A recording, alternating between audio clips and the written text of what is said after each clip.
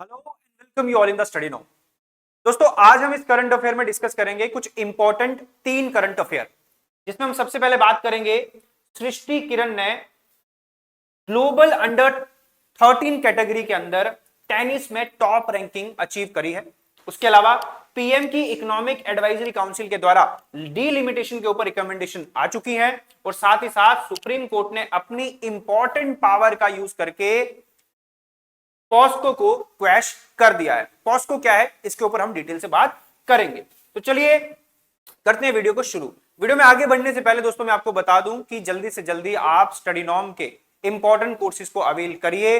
बेहतरीन कोर्सेज हैं। यहां पे हम जेके एसएसबी के सारे फाउंडेशन कोर्सेज आपको कवर करवाते हैं, जिसमें हम JKP constable, female supervisor, AHTO, stock assistant, JKPSI, finance account assistant, ये सारे कोर्सेज ऑलरेडी चल रहे हैं और जल्दी से जल्दी आप इन कोर्सेज के अंदर एनरोल करिए।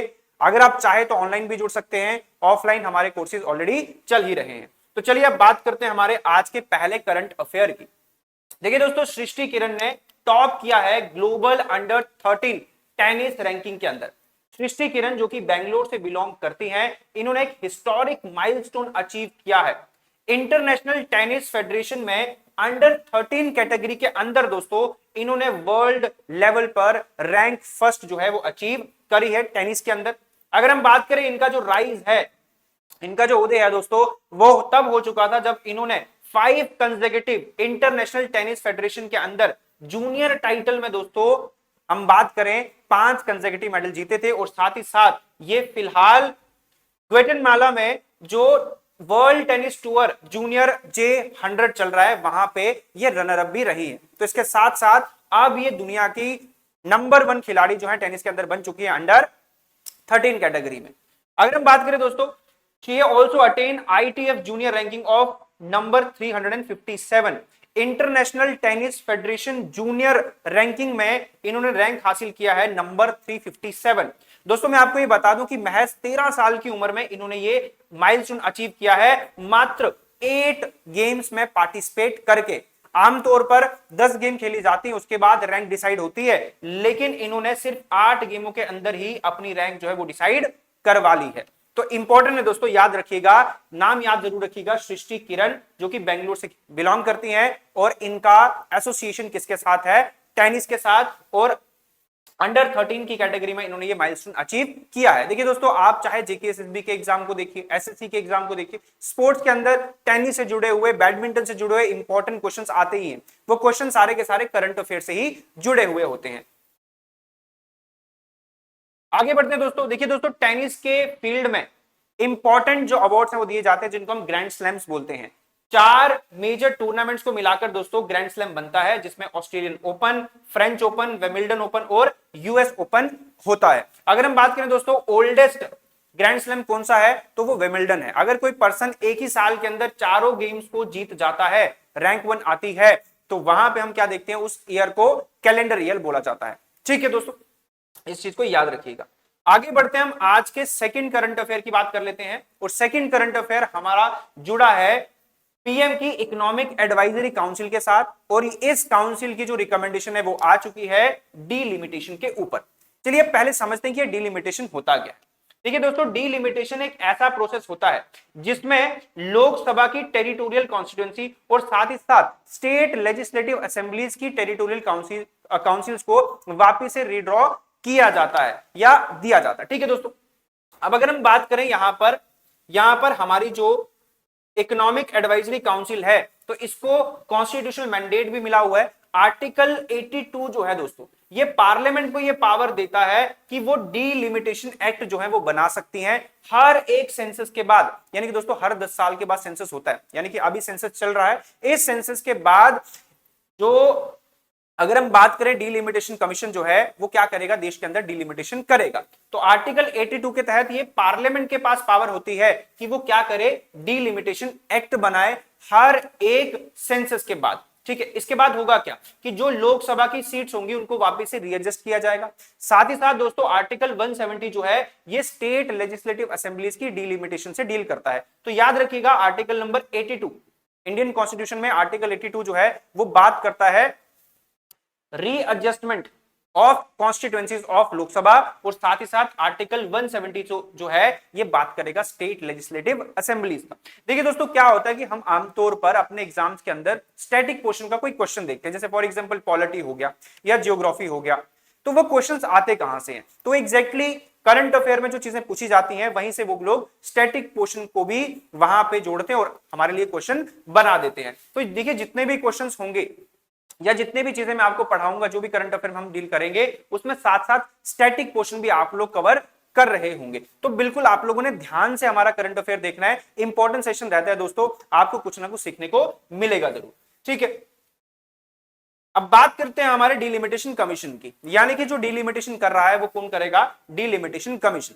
इस डिलिमिटेशन कमीशन की बात करें तो एक हाई पावर्ड इंडिपेंडेंट बॉडी है जो कि सेंट्रल गवर्नमेंट के द्वारा अपॉइंट करी जाती है, जिसमें 3 मेंबर जो हैं वो होना जरूरी होते हैं। तो 3 मेंबर की ये डिलिमिटेशन कमीशन होती है, जिसमें एक चेयरपर्सन होता है, और ये चेयरपर्सन कौन होगा? ये सर्विंग और रिटायर्ड जज ऑफ सुप्रीम कोर्ट हो सकता है। साथ ही साथ इसमें चीफ इलेक्शन कमिश्नर भी होगा और एक होगा state election commissioner. But state election commissioner जो होगा वो कंसर्न्ड स्टेट से होगा, यानी कि जिस स्टेट के लिए डिलिमिटेशन की जा रही है उसी स्टेट का आपने स्टेट इलेक्शन कमिश्नर भी इंक्लूड करना है। तो डिलिमिटेशन कमीशन के अंदर इंपॉर्टेंट 3 मेंबर्स हैं, चेयरपर्सन, चीफ इलेक्शन कमिश्नर और साथ ही साथ स्टेट इलेक्शन कमिश्नर। चेयरपर्सन याद रखिएगा ये सुप्रीम कोर्ट के सर्विंग और रिटायर्ड जज हो सकते हैं। अगर हम बात करें दोस्तों इस कमीशन की ऑर्डर की, तो ये जो ऑर्डर बनाएंगे, जो भी ये लॉज बनाए जाते हैं इस कमीशन के द्वारा, तो वो किसी भी कोर्ट के अंदर कभी भी चैलेंज नहीं हो सकते। हाँ, ऐसा जरूर होता है कि ये जो कमीशन जो ये ऑर्डर बनाता है, जो ये लॉ बनाता है, वो लोकसभा में या स्टेट लेजिस्लेटिव असेंबलीज में जा तो सकते हैं, प्रेजेंट तो हो सकते हैं, लेकिन वो कभी भी अमेंड नहीं हो सकते। तो बहुत इंपॉर्टेंट बॉडी है, ऑटोनोमस बॉडी है, पावरफुल बॉडी है, किसी भी तरीके से कोई इसके ऊपर इंटरफेरेंस नहीं होता है।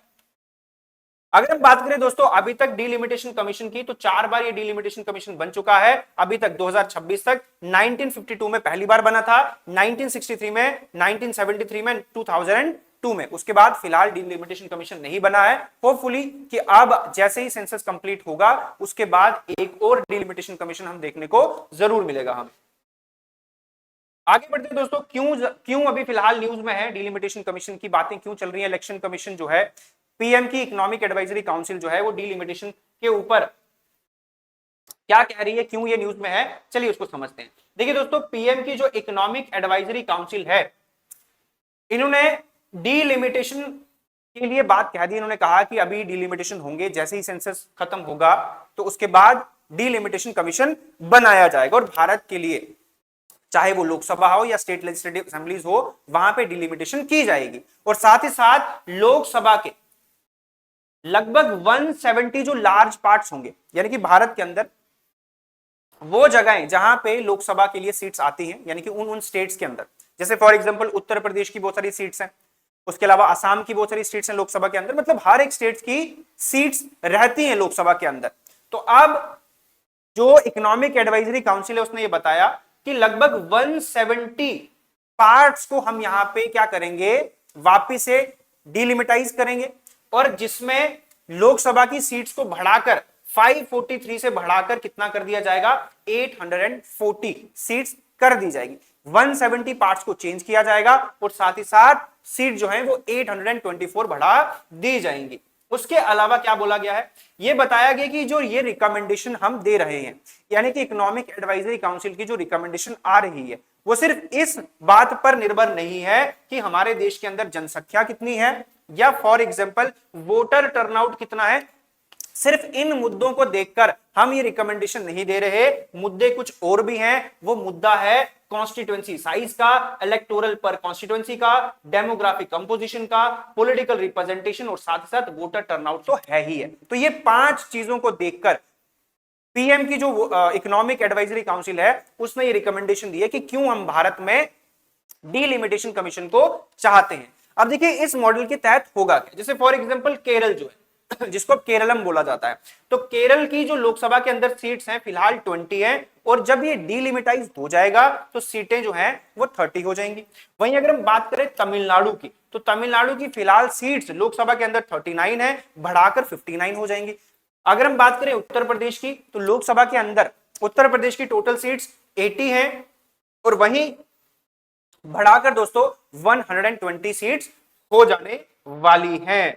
तो दोस्तों ये था हमारा सेकंड करंट अफेयर, जिसमें हमने ये बात करी कि अब फिलहाल इकोनॉमिक एडवाइजरी काउंसिल के द्वारा डिलिमिटेशन जो है वो करने की बात चल रही है, जैसे ही हमारे सेंसस कंप्लीट हो जाएंगे।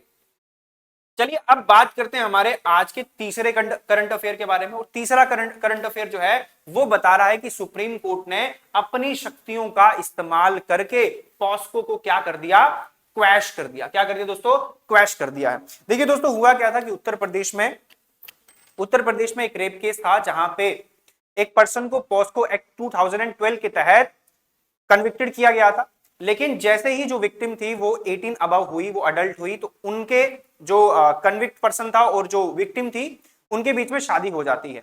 तो सुप्रीम कोर्ट ने यहां पे क्या किया कि जो कन्विक्ट पर्सन था उसकी सजा को टोटली माफ कर दिया, यानी कि पॉस्को को पूरे तरीके से क्वैश कर दिया है। अगर हम बात करें दोस्तों, जो विक्टिम है उसने शादी कर ली है, कहां पे, किसके साथ, कन्विक्ट के साथ। तो विक्टिम और कन्विक्ट की शादी हो चुकी है। इस सिचुएशन में सुप्रीम कोर्ट ने क्या कर लिया, जो पॉस्को था उसको क्वैश कर लिया है। हालांकि सुप्रीम कोर्ट ने यह भी कहा, यह भी चेतावनी दी है कि ये कुछ एक्सेप्शनल केसेस में ही हम लोग पॉस्को को हटाते हैं, अदरवाइज आप लोगों को ये हम चेतावनी दे दें कि ये सिचुएशन हम दोबारा से क्रिएट नहीं कर सकते। कुछ एक्सट्रीम केसेस या एक्सेप्शनल केसेस के अंदर ही हम पॉस्को को क्वैश करते हैं। देखिए दोस्तों, सुप्रीम कोर्ट ने जो अपनी पावर का यूज किया है वो है आर्टिकल नंबर, कॉन्स्टिट्यूशन के अंदर आर्टिकल 142 के तहत सुप्रीम कोर्ट ने अपनी पावर का इस्तेमाल किया, और जिसके तहत कन्विक्ट, जो कि POCSO protection of children from sexual offence, जिसको पॉस्को 2012 के तहत सजा मिली थी, आर्टिकल 142 का यूज करके सुप्रीम कोर्ट ने उस सजा को पूरे तरीके से क्या कर दिया दोस्तों, माफ कर दिया। ठीक है। अगर हम बात करें दोस्तों पॉस्को एक्ट की, पॉस्को एक्ट 2012 की, तो इसका क्या एम था, क्या ऑब्जेक्टिव थे। देखिए दोस्तों, ये लॉ जो है it aims to protect children below 18 year from sexual assault, sexual harassment and pornography, and to provide child friendly procedure for the reporting and trial. तो इंपॉर्टेंट एक्ट है, जहां पे जो चिल्ड्रन है जो कि बिलो 18 है उनके लिए प्रोटेक्शन दी जा रही है, जो कि सेक्सुअली असॉल्ट होते हैं, जो कि सेक्सुअली हरास होते हैं, पोर्नोग्राफी से हरास होते हैं, तो उनके लिए यहां पे एक प्रोटेक्टेड एक्ट जो है वो बनाया गया था। और साथ ही साथ इसमें जितने भी ट्रायल्स होते हैं, जितने भी प्रोसीजर्स होते हैं, वो बिल्कुल चाइल्ड फ्रेंडली ही रहते हैं। उसके अलावा अगर हम बात करें दोस्तों, United nation conviction on the right of child 1992 में इसको भारत ने रेटिफाई किया है, और इसके बाद ही भारत ने 2012 में पॉस्को एक्ट जो है वो भारत के अंदर लाया था। तो भारत ने 1992 में बने UN convention on right of the child को रेटिफाई करके ही इस एक्ट को भारत के अंदर लाया है। अगर हम बात करें दोस्तों पॉस्को के अंदर पनिशमेंट की, देखिए यहां पे अगर हम बात करें, ये एक्ट जो है ये प्रिस्क्राइब करता है ग्रेडेड पनिशमेंट की based on the severity of the offence, यानी कि ऑफेंस की सीवियरिटी को देखकर जो पनिशमेंट है उसको ग्रेड किया जाएगा, हमेशा बढ़ाया जा सकता है। मतलब एक हिसाब की पनिशमेंट नहीं है। तो सीवियरिटी ऑफ ऑफेंस को देखकर आप लोग क्या करोगे, सुप्रीम कोर्ट जो है इसमें पनिशमेंट देता है। 2019 में पॉस्को के अंदर दोस्तों एक अमेंडमेंट हुआ, और वहां पे इस अमेंडमेंट के तहत स्ट्रिंजेंट पेनल्टीज को भी ऐड किया गया था, जिसमें अब क्या होगा, डेथ पेनल्टीज तक की जो सजा है वो दी जा सकती है एग्रीगेटेड सेक्सुअल ऑफेंस के अंदर। तो यहां पे हमेशा इसके अंदर अमेंडमेंट आती रही है, आती रहेंगी ऑफेंस की सीवियरिटी को देखकर। तो दोस्तों ये थे आज के इंपॉर्टेंट 3 करंट अफेयर। होपफुली आपको ये चीजें समझ आई हो, और आपके एग्जाम पॉइंट ऑफ व्यू से दोस्तों ये सारी की सारी चीजें जो है बहुत ज्यादा इंपॉर्टेंट है। इसी के साथ मैं आज इस वीडियो को एंड करता हूं। Thank you.